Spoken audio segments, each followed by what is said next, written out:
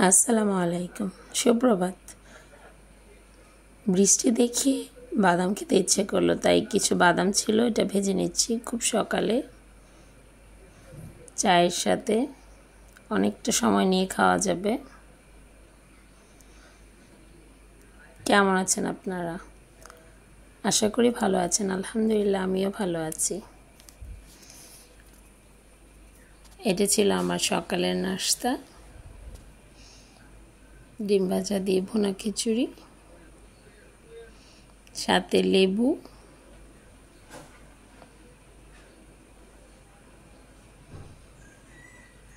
লাল লাল ডিম ভাজা দিয়ে। দুপুর লাঞ্চে তেমন কিছু নেই, তাই খুব অল্প সময়ে রান্নাটা হয়ে গেল। গরম গরম ঘিয়ের সাথে গরম গরম ভাতের উপরে ঘি দিয়ে আলু ভর্তা দিয়ে মাছের ভর্তা, মাছ ভুনা আর থানকুনি পাতার ভর্তা।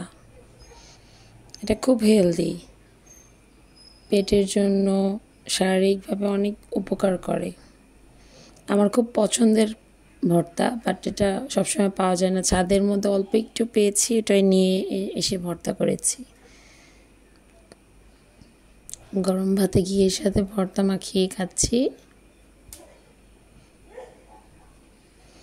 চেয়েছিলাম মরিচটা পুরোটা কামড় দিব, বাট সাহস হলো না, বেশি চলে যাবে, এই জন্য চিমটি দিয়ে কেটে কেটে খাচ্ছি। আপনারা কে কে আমার মতো খান শেয়ার করবেন কমেন্টে। আপনাদের কমেন্টগুলো পড়তে খুবই ভালো লাগে।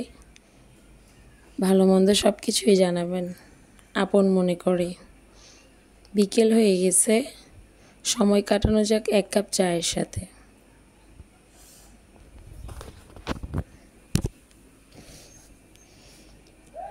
এটা ছিল রাতের খাবারে আলু ভর্তা, ডিম ভাজা, মাছ ভুনা আর ডাল।